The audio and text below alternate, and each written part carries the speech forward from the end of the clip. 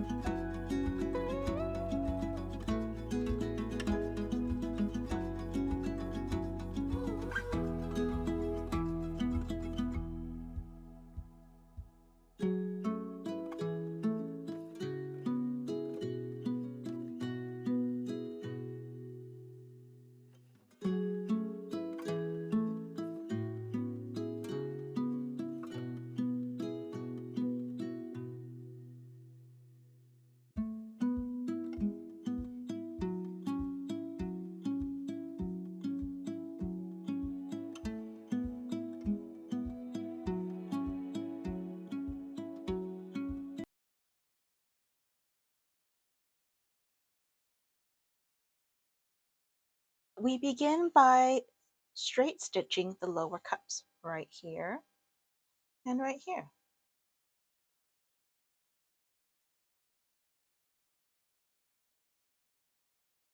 And here is the lower cup all stitched up. We have the straight stitch down the middle here and top stitched. Now we're going to do the same thing to the other side. Our lower cups are now complete, straight stitched and top stitched, so they stay nice and flat. Next up, we will stitch the upper cups together with a straight stitch.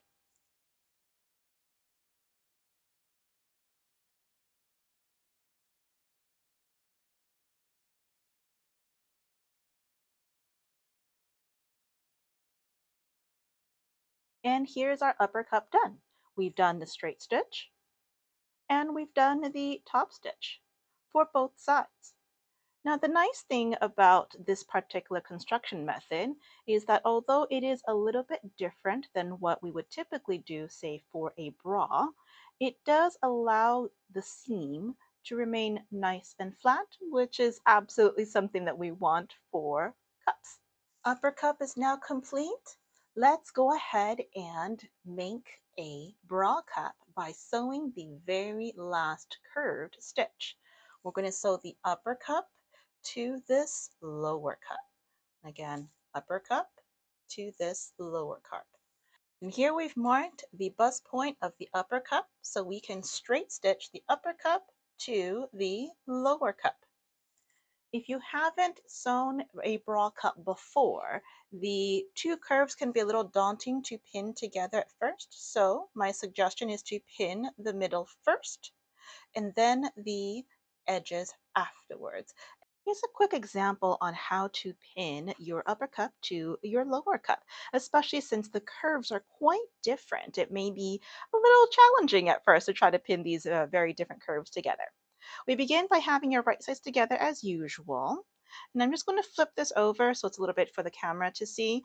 And we're going to take our mark, or the pin in this case, and we're just going to align it with the seam on the lower cup. And then we're just going to pin through both layers. And then we're going to pin the other edge. So again, we're going to do the top edge and the lower edge first. Remember, because there is a little bit of overhang here because of the corner. And then we're going to repeat the same thing for the other side. Okay. And here's the bottom view. So the rest of this, you can go ahead and just ease into place. Should be similar to sewing a shoulder seam.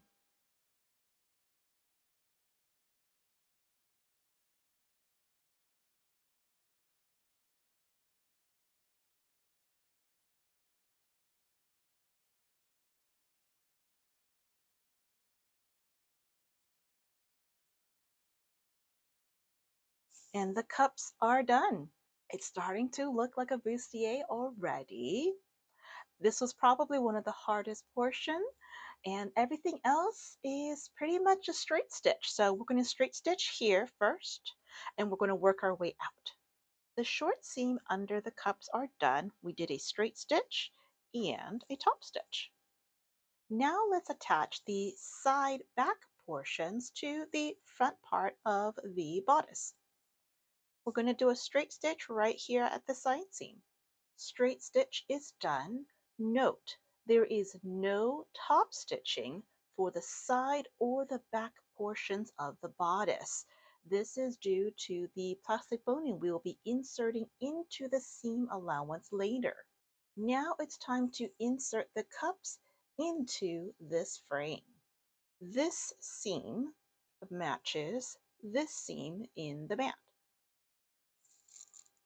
A quick tip about pinning the cup to the bodice. You want to make sure that this lower cup seam matches this short seam underneath the cups. And we're going to pin these together first, just like we did before. Again, matching the edges first and easing the rest in. So when we get to the neckline, that center area, we see this odd shaped corner. And we're going to take this fabric piece and we're going to essentially force it into this shape with using two pins. One going this way and one going this way. So there's a little bulge or a bend in the back there, forcing it into this particular shape. And when we sew, we are also going to sew in this L shape as well. All that's left is to ease the rest of the cup in like we did before.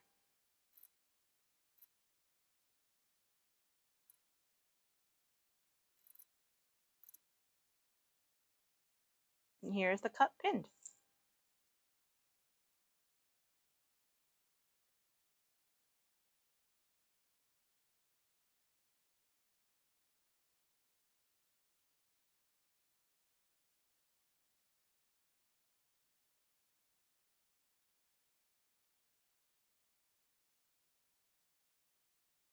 The cups are now inserted into the bodice.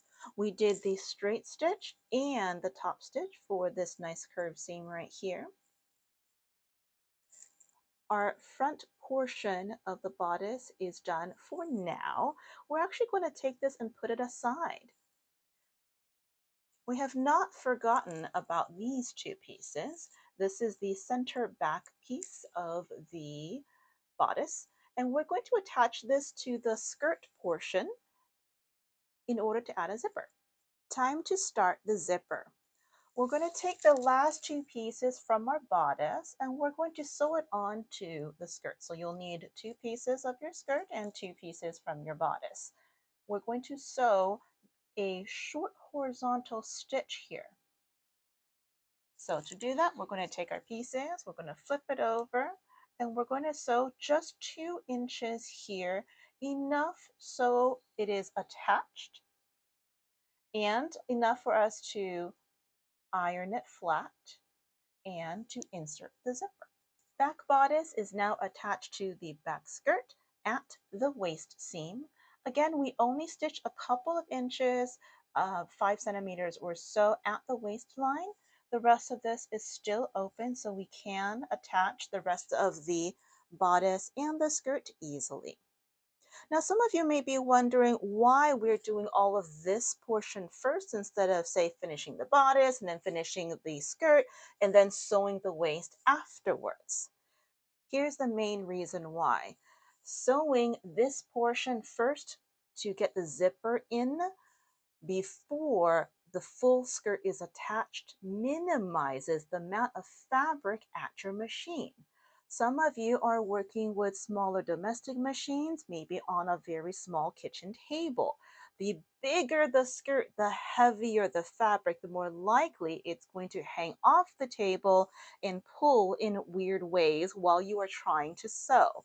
So this is actually a conscious decision to make things a little bit easier, particularly those of you who are making the maxi version, because now you're working with 3 yards of skirt fabric, just the skirt portion running through your machine. So we do this portion first. Ensure that the zipper is aligned nicely before we finish the rest. Speaking of which, I did go ahead and iron on the stay tape to the center back seam in preparation for the zipper. As you can see, the zipper is a little bit long. I will go ahead and trim this at the machine. In the meantime, let's take a closer look at this little intersection here and talk about why we are doing things the way we are. So let's take a look at this center back area, specifically the center with all the seams. In general, we want seams to be flatter where zippers are. And for skirts, because of the weight, we often have the seam allowance pointing up towards the bodice. This creates a bit of a conundrum right here, where the skirt wants to fold up, but we need the flatness of an open seam here at the zipper. So what do? In our case, we are actually going to trim just the bottom portion of the seam allowance enough so the skirt portion can fold up, and then the raw edges are going to be concealed under the zipper fold, so no one is the wiser. Now it's time to add the invisible zipper to the center back seam here. One habit that I like to do is lay all my fabric out with right side up and the zipper right side up. This reminds me on how the fabric and the zipper is supposed to be oriented before I start stitching. Another thing that I like to do is to do a quick basting line so I can see exactly where the seam allowance should be. I stitched this on, but you can absolutely just draw it on with some fabric marker or some chalk. Once this is done, we're going to take our zipper and we're going to flip it over on one side. Notice that I have unzipped it part way, again, right in the middle, so I can see that this is now upside down because the seam allowance will be folded under and everything will be oriented correctly. Now that I have this oriented, I'm just going to unzip a bit more.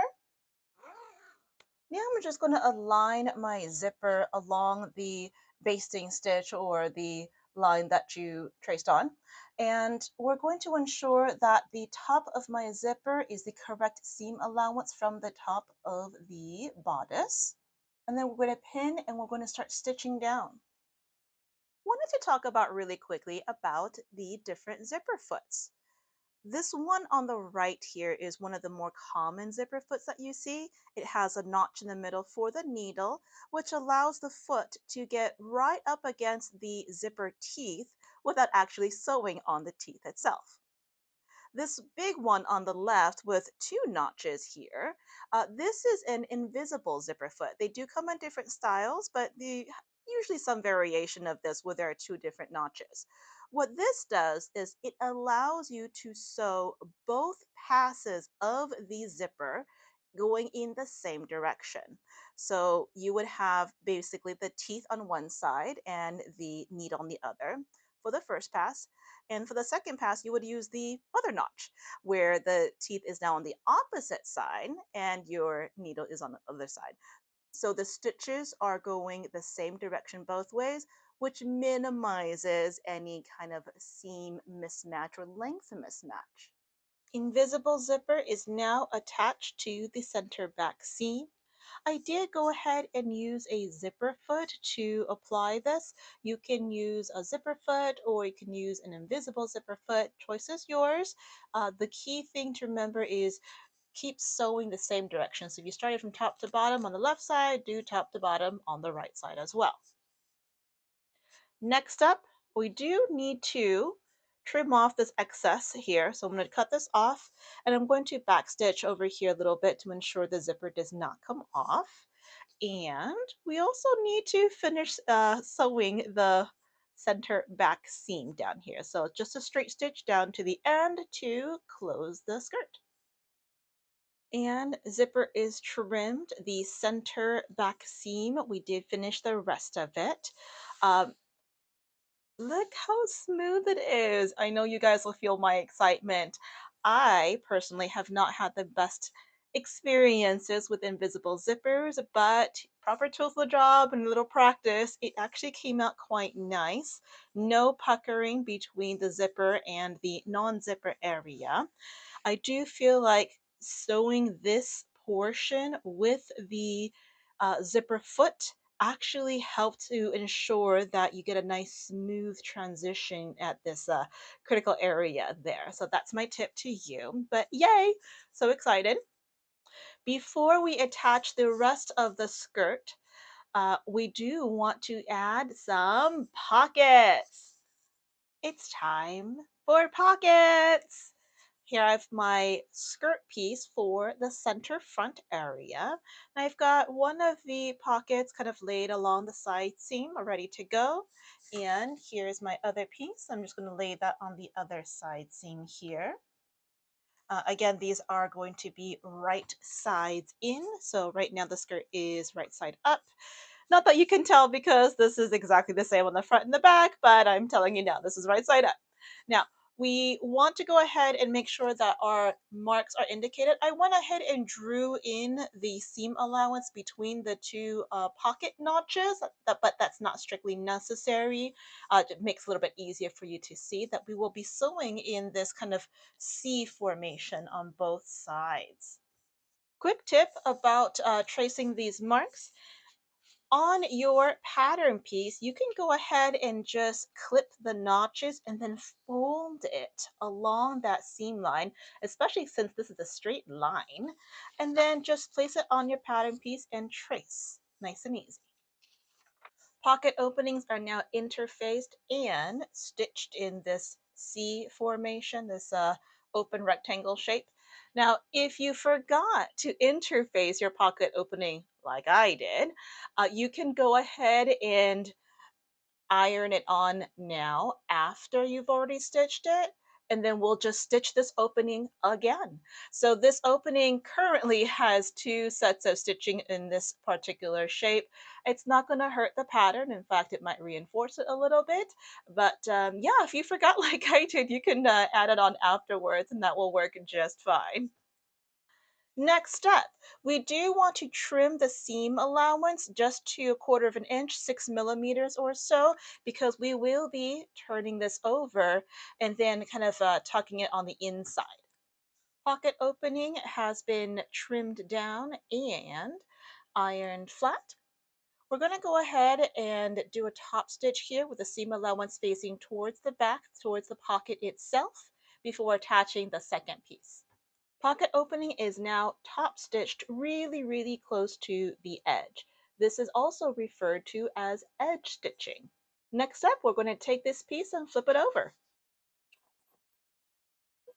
We've turned the skirt front over, so now we are looking at the back side.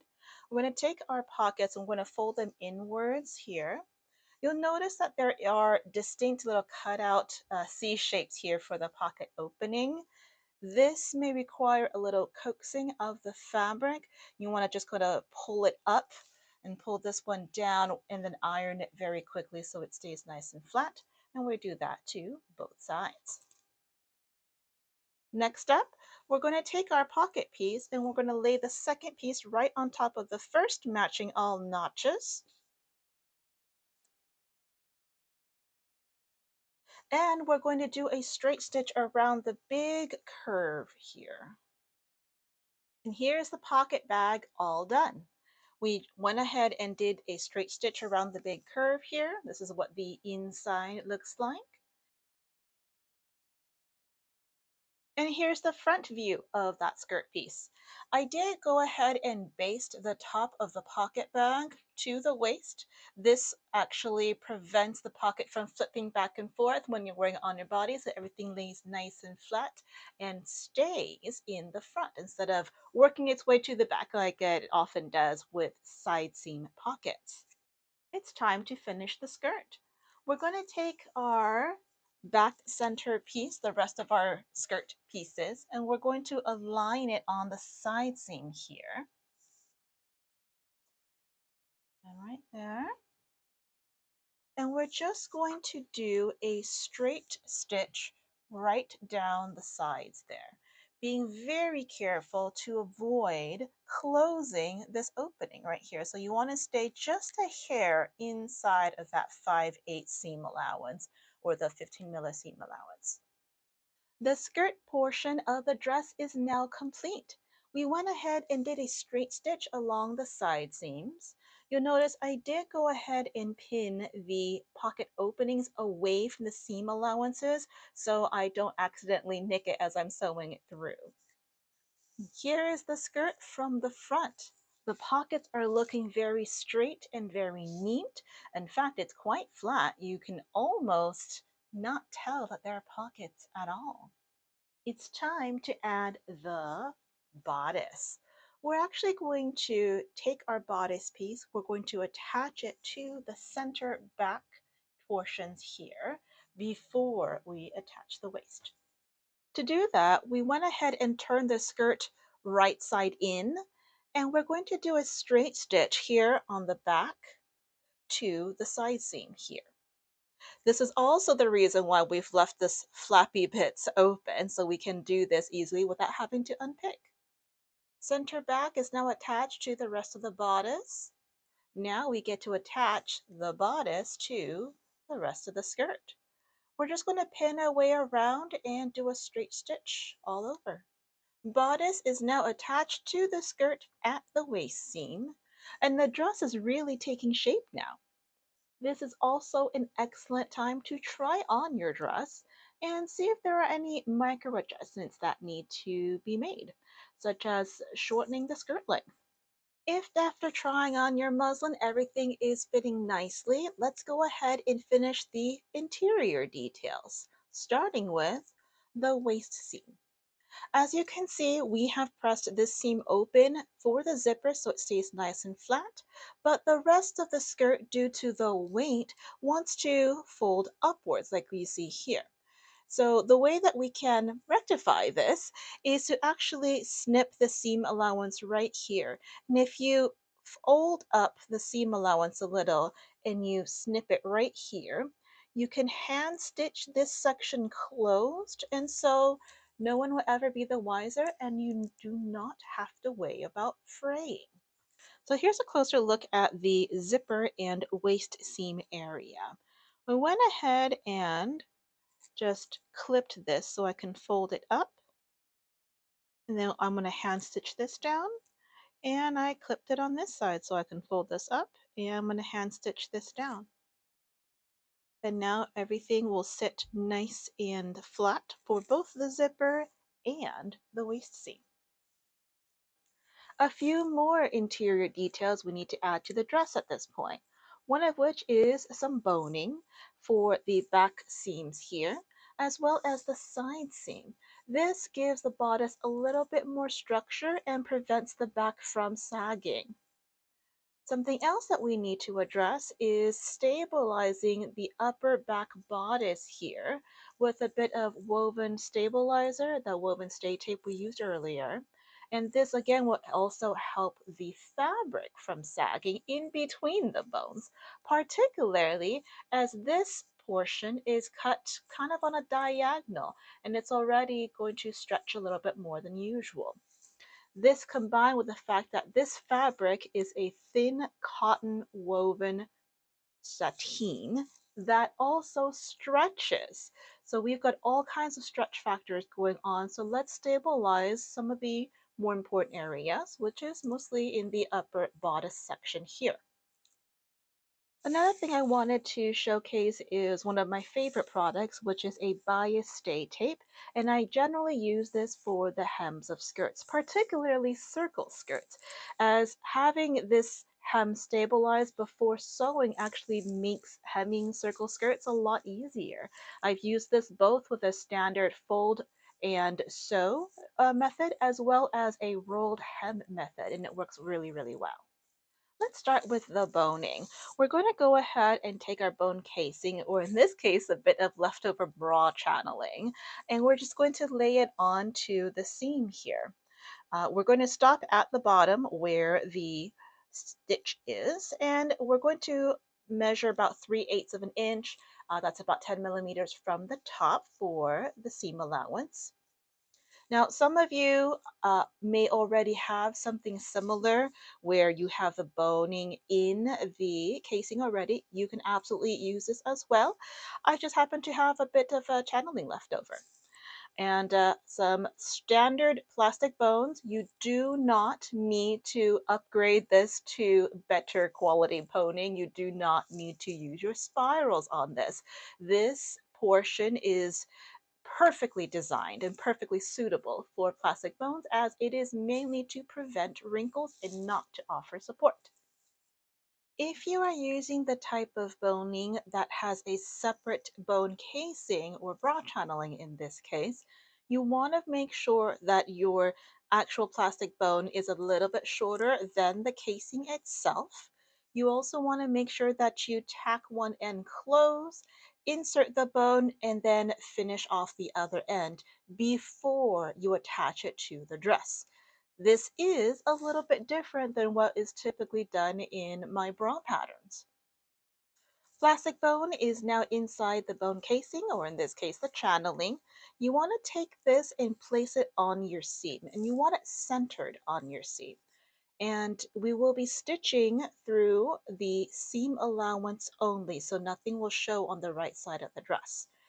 When you are working with the bone casing version, particularly this combination, you can sew through just one side and it will stay exactly where it should.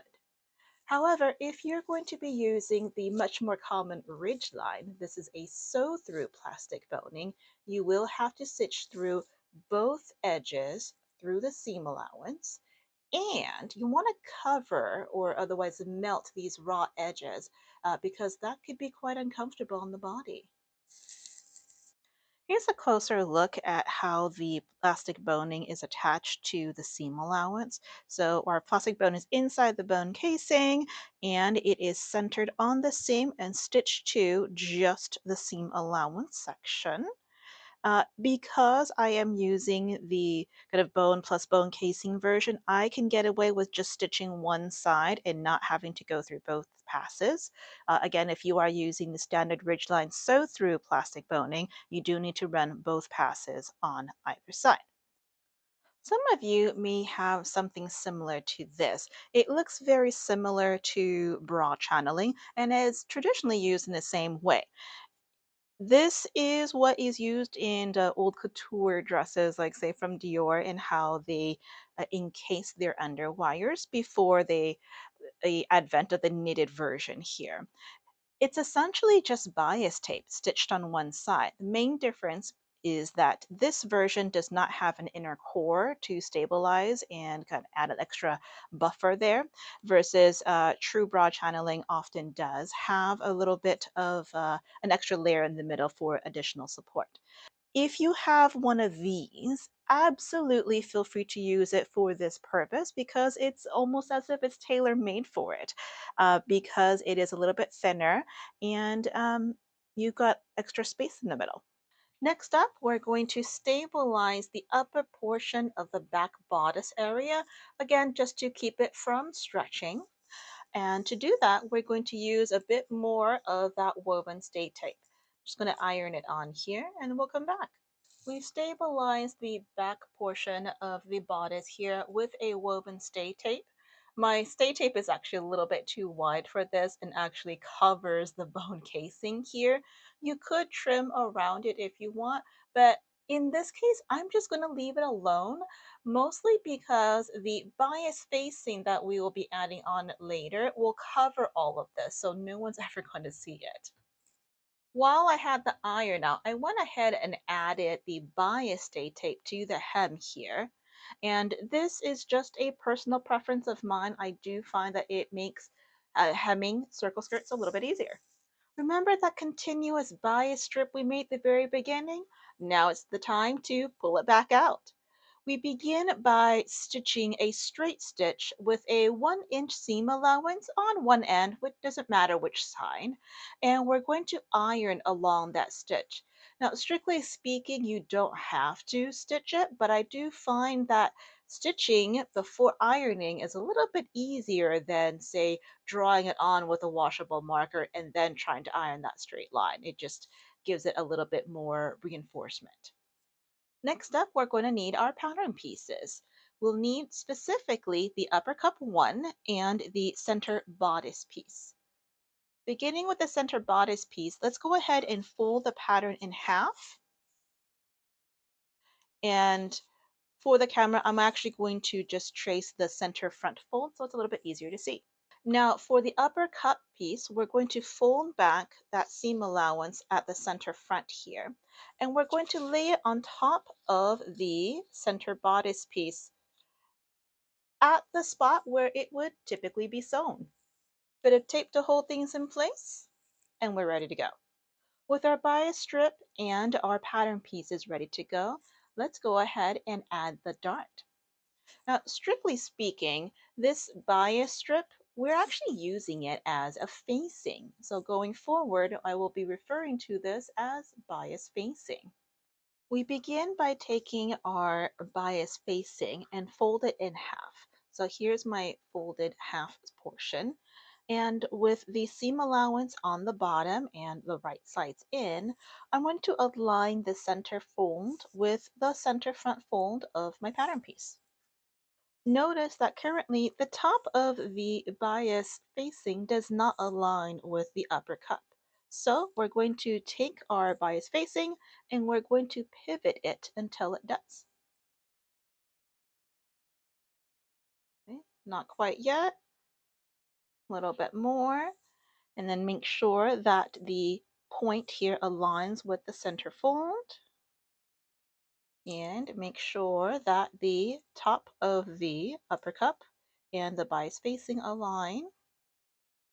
Now we're going to trace this center front fold all the way up, and this is how we get the correct dart for your pattern piece. So here is that center front fold extended all the way up.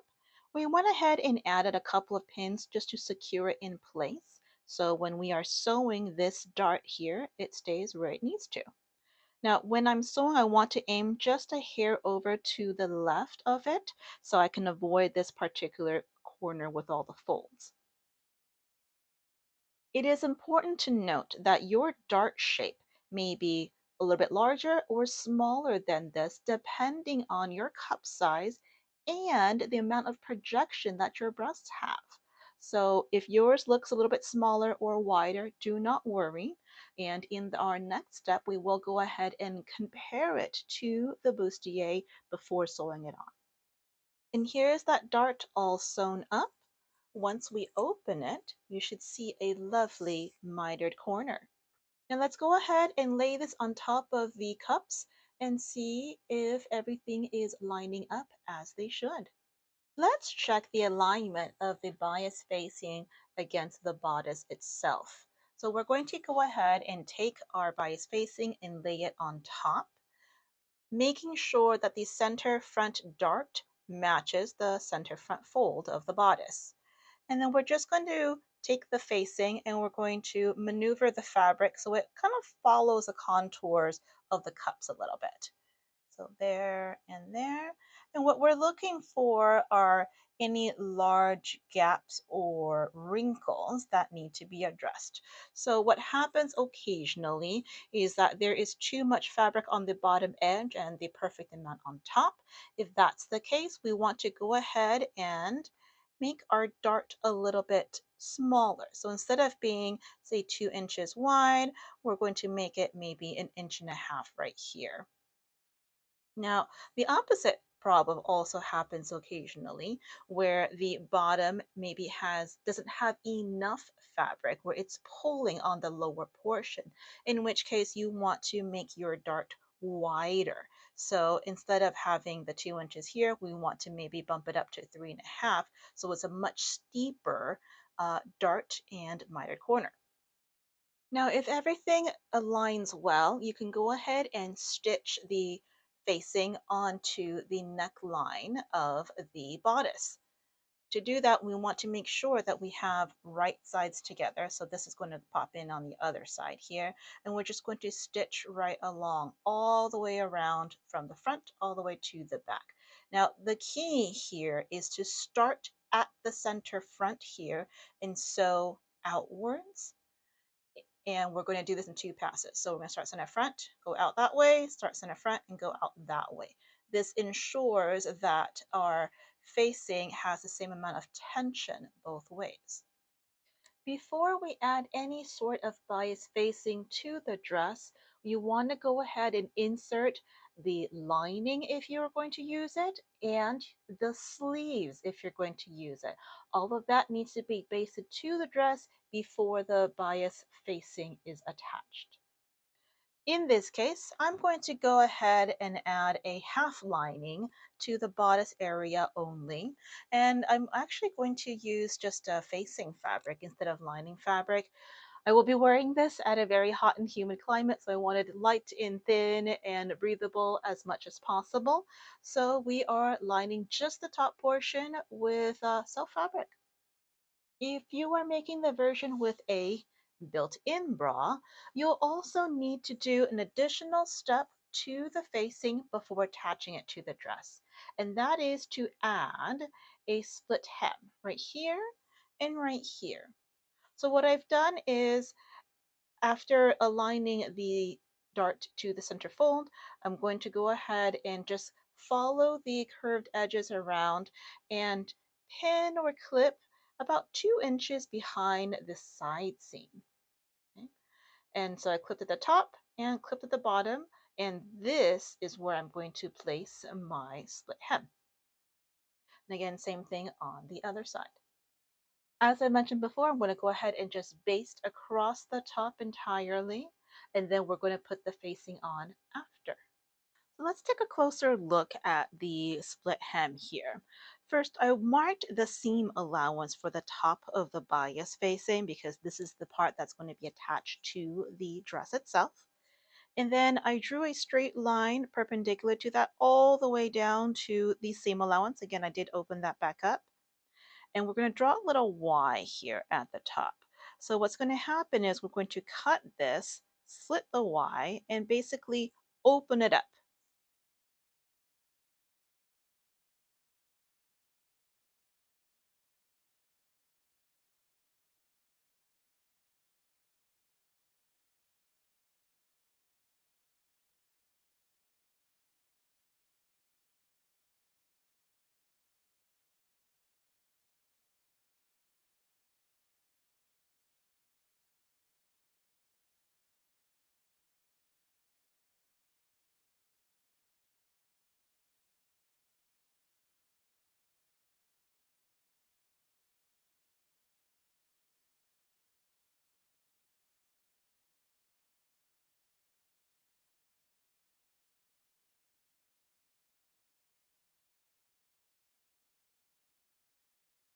And here's the finished version of a split hem. So all we did was cut it along the fabric here, do the split Y. And this black piece is just a piece of tricot, but any type of knit fabric that is thin and relatively sturdy will work well here, including sheer cup lining. We went ahead and just pressed it down the middle and then stitch right along the edge here. But when we got to the triangle, I do find that it's easier to add a little clip right here to keep this closed and do a straight stitch across the bottom of the triangle, then to the peak, and then down the other side. If you made the version with the built-in bra, there is one more step you need to do before finishing the bottom of the bias facing here, and that is to add the actual bra. Now, this version of the dress is pretty much done and it does not have the hem here, so I'm going to bring in another one.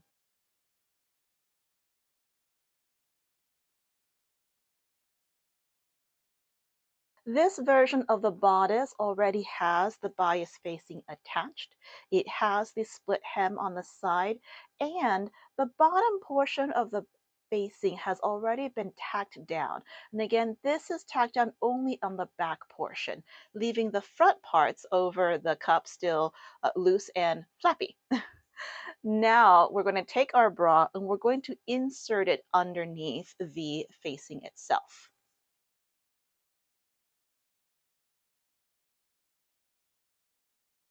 So our bra is inserted into the bodice itself. The bra is under the front of the facing, but on top of the back portion of the facing. That's where the beauty of the split hem comes in because this remains separate, allowing the back to stretch independently of your fashion fabric. So now this is an excellent time to actually try on the dress with the bra. You want to make sure that the cups of the bra align with the cups of the dress nicely. You can pin or clip across the top to ensure that the cups are lining up before you kind of tack down the inside here. In my case, I just went ahead and put it on my mannequin if you happen to have one that fits you. And then you can just pin down these areas while you are hand stitching them on.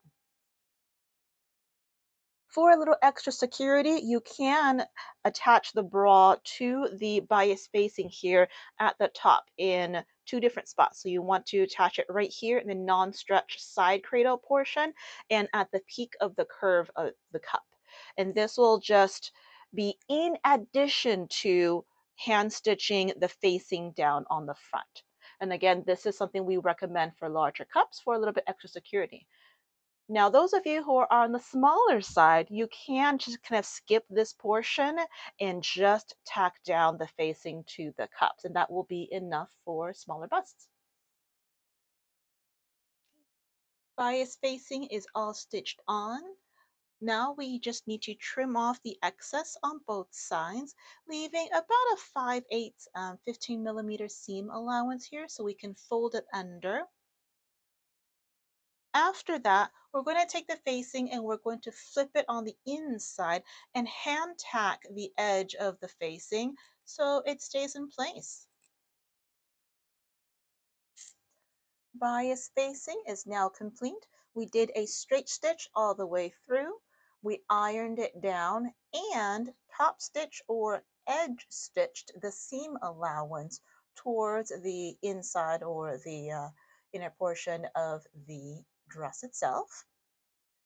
Next, we will need to kind of tack down the lower edges of the facing. You can do a catch stitch all the way around, or you can just kind of tack down certain areas, which is what I'm going to do. So I'm going to tack down the center front here and at the various seams, just so it holds everything down for me.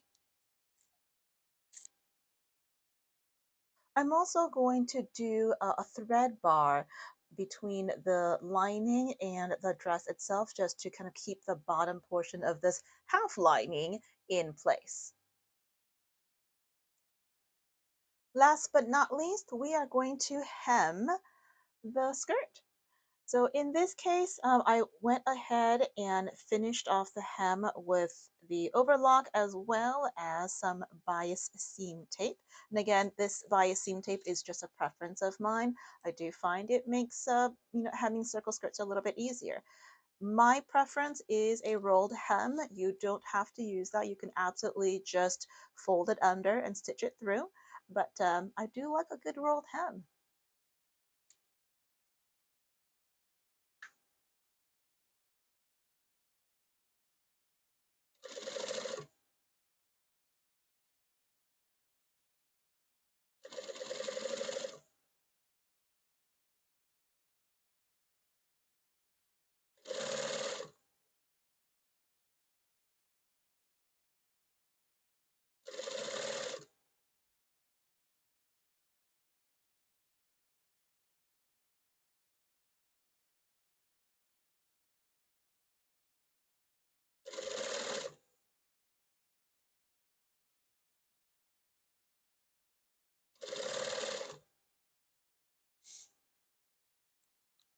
And with the hem complete, our dress is done. We've done a lovely rolled edge here at the bottom of the skirt. And we actually went ahead and tacked down the facing.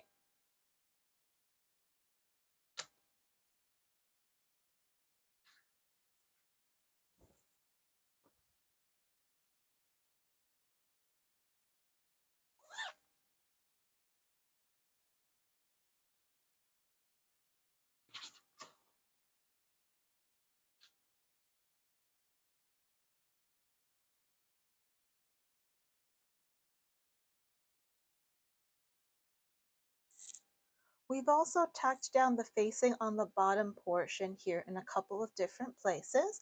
That'll prevent it from flipping up, but also kind of showing on the edge here.